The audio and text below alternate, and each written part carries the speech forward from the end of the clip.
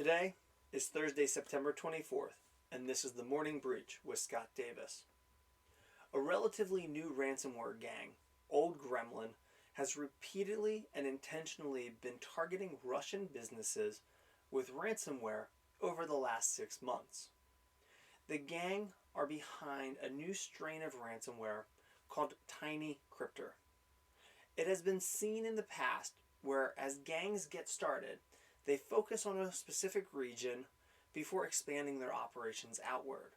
So it's only a matter of time until this leaves the Russian area.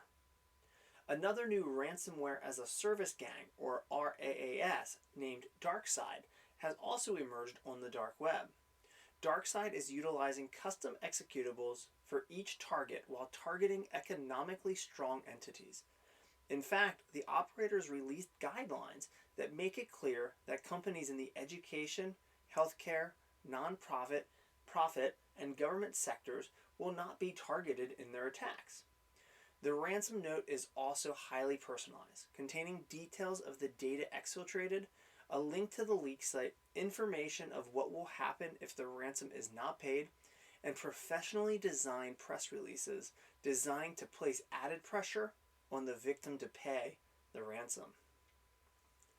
Ransomware has evolved dramatically in 2020, and with the addition of extracting data and then extorting payment, this has equated to more and higher dollar paydays for the cyber criminals and the gangs behind the scenes.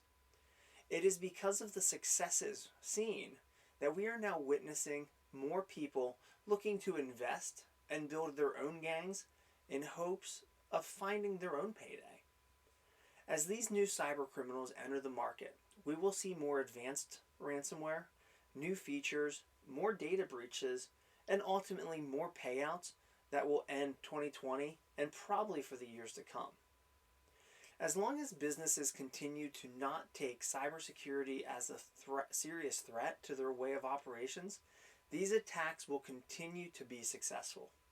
Simply backing up your data is no longer enough to protect your organization. In fact, many of the companies that businesses choose to protect their data are often found to be some of those that are breached. A perfect example may be Tyler Technologies, which bills itself as the largest provider of software and technology services to the United States public sector, which announced yesterday that it is battling a network intrusion which has disrupted its operations. While not disclosing the exact cause of the disruption, the press release reads like many others which were responding to ransomware attacks. It doesn't matter your organization's size. The Eyeware Giant Luxottica has confirmed a ransomware attack on September 21st. Or ArbiterSports, which is the official software provider for the NCAA and many other leagues across the United States, including high school sports, announced via their breach notification letter that despite blocking the encryption of their data, cyber criminals were able to steal a copy of its backups for Arbiter Game, Arbiter One, and Arbiter Works, which includes data of more than 500,000 sports officials. It's easy to find stories on the large organizations that are breached, but every day, hundreds if not thousands of businesses find themselves answering the question of, do I pay the ransom? When you look at the average cost of a data breach, now let's look at healthcare, it averages $7.13 million. So it's easy to look at that ransom demand of a couple thousand and say it's worth it.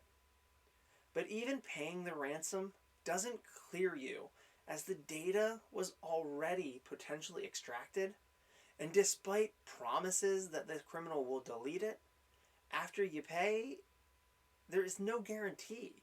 After all, they are criminals. The cost of a ransomware attack and data breach is going to continue to skyrocket. When you account for the cost to restore services, cost to your labor and production, cost of your reputation, the regulatory fines, the breach notification expenses, and the ever-growing lawsuits that are coming as more states update their own breach notification laws. Now, you've heard me say it over and over. Your only true way to protect yourself is to be proactive and spend your money wisely on the right stack that protects your organization. This all begins with a true third-party audit so you know where you stand and what you need to improve. October is Cybersecurity Awareness Month, and the Morning Breach is a proud champion of the National Cybersecurity Alliance. We will be hosting events the entire month of October and are looking for partners like your MSP to sponsor an event with the Morning Breach. If you're interested in learning more about our sponsorship opportunities, email us at tmb@themorningbreach.com. Now, if you've learned something new by watching this, please take a second and like and share the video. If you want to see more episodes of The Morning Breach or find useful information and resources in helping you secure your organization, please visit themorningbreach.com and follow along with us on Facebook and LinkedIn. And lastly, if you're having trouble finding someone to perform that third-party audit, please comment or message me. I'll be more than happy to help you locate and vet an organization in your area to help you secure your organization. As always, thanks for watching.